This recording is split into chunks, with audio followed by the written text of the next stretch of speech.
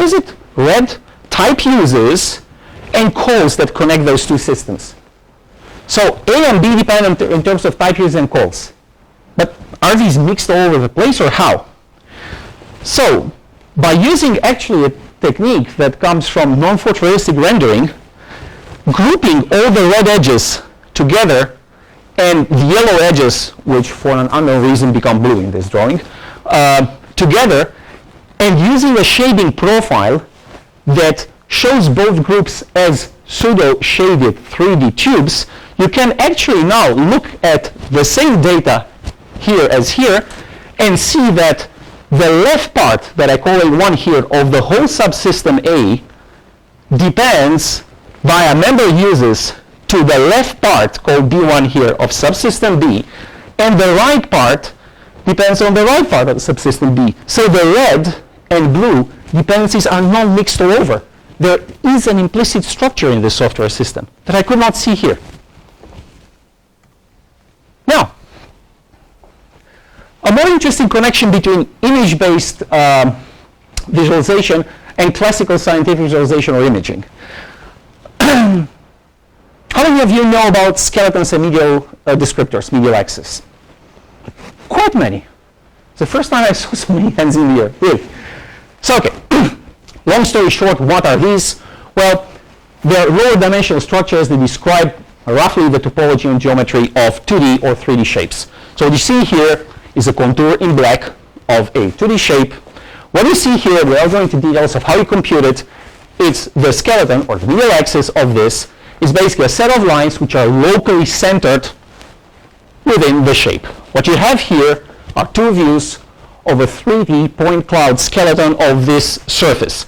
So if you imagine a surface being drawn through all these points, this kind of surface will be in the center locally of my hand. Okay, now why is this important? The question is, how can I create such simplified views of graphs? Well, I said, forget about the hierarchy. The idea is that I have the analogy with electric cables. I have many nodes in a graph drawing somewhere, many nodes somewhere else. I have edges between them. And what I do is as if I took all these cables, right, and squeeze them in my hand like an electrician does. Well, I did this at home, at least. And put tape over them, right? Squeeze them because they belong together. They're running close together, right? And put tape over them. If I get you a bunch of lines, curves, close to each other, where is the center of that thing? Somewhere close to the skeleton of that thing. So can't we use a skeleton to create automatically simplified views of graph drawings? We can. This is, again, an illustration of skeleton. Imagine that I have these edges being drawn somehow in a graph drawing. What I'm then doing in this pipeline is essentially reducing groups of edges to compact shapes. Why that? Because I cannot compute a skeleton of a line. From this, I then compute a simplified skeleton, and what I'm next doing, I'm basically attracting, moving the original edges close to the skeleton. Or if we will, the edges move towards their local center by this simulation process. And that gives me, out of this kind of drawing, this, by the way, is a map of the US, and the nodes are city positions in the US, and the lines are flight connections. The color means nothing important there. And this is a simplified bundling of this data set, where you can start seeing better structure, obviously, than here. Now, that's a software system. Again, the edges are call relations. The points on the circumference are function calls. You really don't see any kind of structure in there. Or at least I don't see any kind of structure in there. Let's put it like this. So if you do the bundling, the skeleton-based bundling of this drawing, we'll obtain this, which of course is not ideal, but I already see structure in here. This part being connected to that part. This part is being connected to that part. Now, all fine and well, but let's explore the thing a bit further. So what was the problem with the previous method? Well, you can do it, but it does not really work for big data. What means big data? Millions of edges, millions of nodes. And I want to do all this real time. I want to look at big data. So someone came a few years with the following observation. Say that you have a straight line drawing of a graph like this, and by whatever kind of method, you obtain a bundled, simplified view of the graph like that. Do you agree with me that if you were to compute the edge density signal, like, the number of edges per square centimeter here, if you will, you'd get a signal like this, but if you take the edge density of this, you get a sharpened version of this? Of course, because now you have many edges that are going to be grouped together and drawn over the same location, right? So where you have bundles here, you have very high density. Where you have empty spots, you have low density, right? So bundling does sharpen the edge density. By moving edges together, the density of the edges goes up there and goes down where you have no edges, right? Okay? So here came a very interesting proposition. If bundling sharpens the edge density, could actually sharpening the edge density bundle? Luckily, yes. So that is showing that, this previous hypothesis. So what I'm now doing, I'm using an algorithm known in imaging, image processing, computer vision, under the name of mean shift, which essentially says, if you've got a kernel density estimation, a density map of a set of points, move the points towards the location of the highest density. So it's like a crowd in which you have many people and everybody runs to what they perceive to see the local center of the crowd. Yeah, the crowd sort of aggregates into centers. If you do this but substitute the points or the people by edges, the edges see which other edges are in the proximity, move together to the location of their highest local density, and you get automatically bundling. And that lets us now bundle a graph of about 24 million points in, well, let's say 0.1 seconds on a modern GPU. So now I can finally talk about graph simplification in the image space being done for big data. And of course, one can do even better, but we have the premises, we have the tools to start looking at big data in terms of graph simplification again. Now, just to show you, in view of time, some other more interesting examples. This is a technique, but now not used for graphs. It's used for trails or trajectories. So what you have here at the left, you have a view of a cockpit. It's in a flight simulator at Airbus. I've been actually in that flight simulator. It's pretty cool. Well, I've been not in charge of the flight simulator, of course, but I've been in. So what we want to test there is new flight assistance instruments. There is this LAI, which is a landing assistance instrument, which is put on the dashboard. They invented that. Well, the pilot can use this to land better in certain conditions. So how do they test this? Of course, they see if the pilot lands better by measuring whatever they can measure in there, but they also track the gaze of the pilot to see where the pilot looks during the landing sequence. And what they want to see is the effectiveness of the instrument. Was the instrument used when they thought it should be used? It's a bit like when you take your driver's license examination. Do you look in all those mirrors in the right way or not to pass the examination? Right? So, well, if we look at all the trails, we get this. If we bundle them simply by, grouping curves that have the same direction, moving the same way, like blue is left to right and red is right to left, group them together, we get this view. And what does this view tell us? Well, what did the pilot do? The pilot looked here and connected those two instruments, whatever they are, quite a lot. And then the pilot connected this instrument with those two quite a lot, because you see red and blue. It connected these instruments with those quite a lot, but the pilot didn't really connect visually those two instruments. Didn't check them in a sequence many times. And that's what they say the pilot should have been doing. So this pilot failed the exam? No, actually, by being failed the exam, they say the instrument is not placed in a proper way on the dashboard. Yeah, completely different use of image-based simplification, this time of trail data. Now, I'll move now to the last few examples, since I didn't want to only talk about graph data, and I want to also make a bridge to what Michael is going to talk about next, which is high-dimensional data. High-dimensional data coming from, well, think it very simply from anywhere where you have a data table in which the rows represent measurements samples, observations, and the columns represent properties of what you're measuring, right?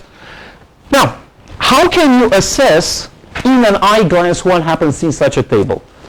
Well, there are many, many methods, but most of them are not scalable visually, meaning it's not easy to visualize such a table when it has hundreds of thousands of rows and hundreds of columns. Projections or dimensionality reduction methods are one of the most successful methods, like principal component analysis, PCA.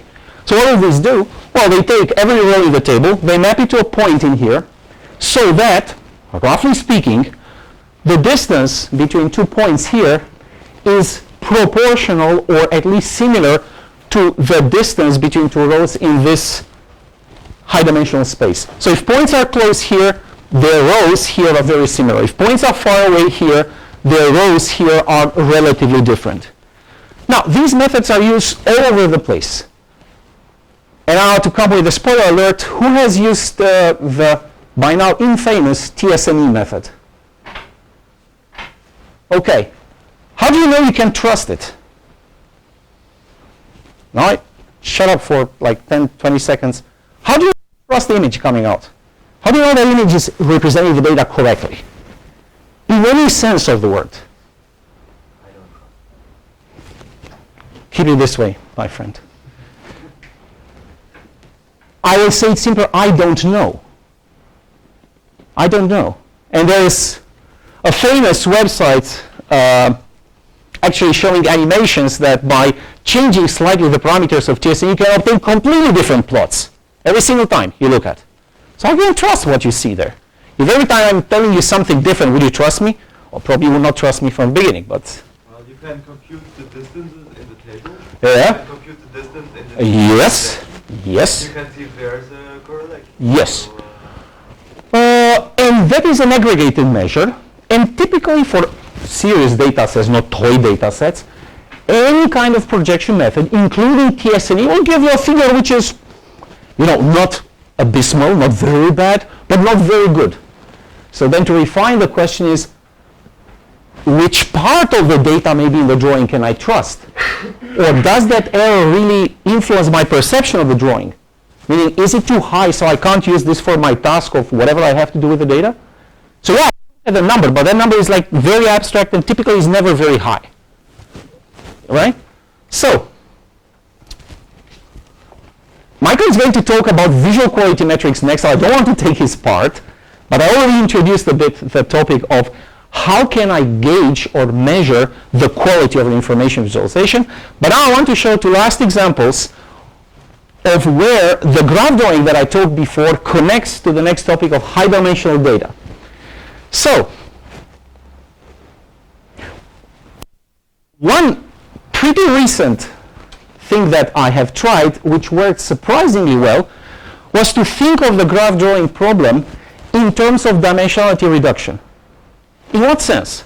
Imagine that you have a graph, and now I want to draw this graph so that, of course, connected nodes come close to each other, roughly speaking, on the screen, and nodes which are not directly connected or connected by a very long path come very far away on the screen. Like you typically draw a graph without having, very, very long edges. So, imagine you have such a large graph, you can reduce it to an n-dimensional distance matrix. So this matrix basically in every cell ij, it has the distance in the graph, like the Dijkstra shortest path distance, between 2 nodes ij, or infinity if the nodes are not connected. Okay? Take this distance and give it to TSNE saying, this comes from an abstract graph space. I don't even know the dimensionality of that, but that tells me I have here an n by n matrix with n points and vertices of the graph, and these are the similarities. Can you please draw this for me somehow, put the nodes somehow in 2D, so that the distances between the nodes in 2D are roughly in line with the similarities here? That's exactly what TSNE was made for, or TSNE, any dimensionality reduction method. And here is, for example, one of the drawings we got from, famous graph with this method. Surprisingly, this works very well. So there seems to be an inherent connection down there between high dimensional data visualization, and graph drawing, which of course fosters ideas next can I then lend from one area to help the other area, graph drawing versus InfoVis. And now, what is for me the hottest, one of the hottest current research areas, and we actually have one student down there, Terry, who is working on her master project, just started working on a master project related to this, is how can I make these projections work for big data? What means big data? Millions of observations or tens of millions of observations, like rows in a table, and hundreds of columns. That will be reasonably big. How can I project, take all this data and create a single scatter plot out of it, using, for example, TSNE? Now, if you use the existing TSNE algorithms out there, that will take hours or days. Of course, for visual interactive data exploration, this does not work. So here's a completely other crazy experiment which proved it works, and now we're trying to understand why it works and make it work better. And of course, as in any talk nowadays, I have to introduce machine learning, and here's the point it comes.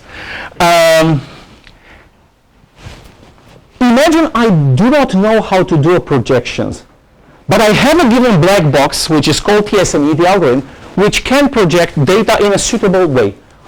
For a certain data set, oh, I like the drawings it does. So then, I take my data, project it by TSNE, this can be very slow, and I feed the data plus the 2D projection to a deep learning network. In this case, it's not a very complicated one. It has about 4 to 5 layers. And I say, learn how to obtain this drawing out of this data. This is all. So I'm giving 2D scatter plot data set, 2D scatter plot data set. A number of these pairs, I give them to the network. I say, learn how to draw this out of that. The network converges, like after training, and I give it unseen data in the inference phase, like a new data set. Hey, draw this. Surprisingly, it works quite well. What you say here is the TSNE projection of increasingly large data sets, so 2K samples up to 100K samples. We did this up to 2 million, actually, to see that the trend goes on. Okay, so this takes tens of minutes. If you go to millions, it takes over a day. Now, here you see what the network could do. Of course, it's not exactly the same. Of course, it's fuzzier than what TSNE could do, but it has two interesting properties. First of all, it's real time. Well, 2 seconds, okay, not real time, but we have a very slow computer. We need better hardware. And something else. Do you see that as I start adding more data, the clusters here, the projections start jumping around? So the red is here, then the red moves here, then the red moves here, then it moves here. And also the vicinities of the clusters change. So I'm adding more data, I'm not changing previous data, and the projection keeps flipping and changing all the time. Now this is not good if you have time-dependent like dynamic online data. But what happens here? The same stuff stays in the same place. It only becomes bigger. So this is inherently stable. So that is maybe an interesting idea to look now at dynamic time-dependent data. Now,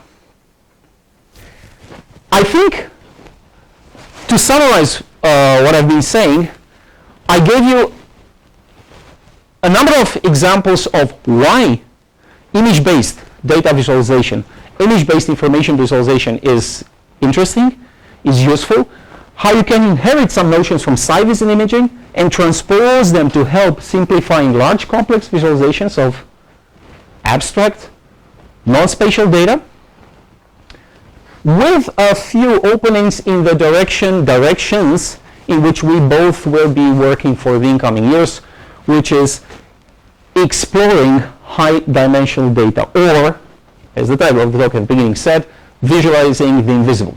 So now the technique push part of the talk has ended, and Michael will take over to work more towards the application parts. So, there you go. Thank you.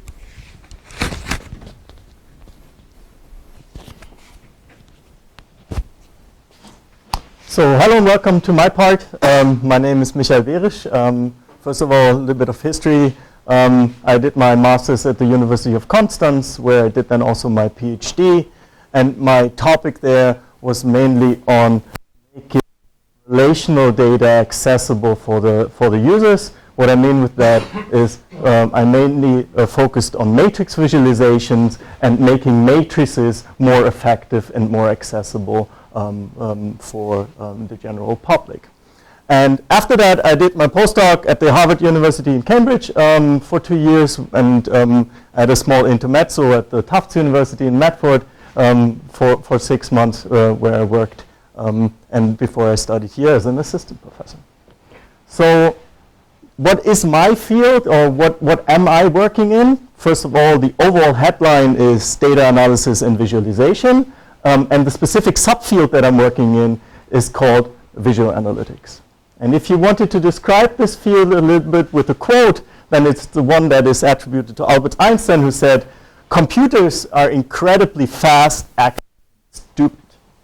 Humans are incredibly slow, inaccurate, and brilliant. And together, they are powerful beyond imagination." And this is also the thing that the core theme of visual analytics, where we want to do data analysis techniques and want to make them accessible through visualizations and interactions for the user. And this field then inherits from information retrieval, data mining, cognitive psychology, or perception. And we are doing information visualization or scientific visualization, everything that Alex talked about. And my specific research interest here is a user-centric exploration of large visual pattern spaces. And what do I mean with visual patterns? We are talking about these high-dimensional data that we've seen before, and if we just want to represent that in a very simple manner, let us take, for example, scatter plots. Then we are ending up high-dimensional data in an exponentially large growing visual view space. And if you had the time to look into all this, then you would find out that there are very few views that are actually of interest for you, that are currently useful for your current analysis question. And the overall vision is then, if I get somehow the feedback from the user that some things are interesting and other things are not interesting, can I extrapolate that to the overall data set? But the problem is actually a little bit more challenging, because we are not dealing with only one trivial visual mapping, the scatter plots over here, but we have several visual mappings.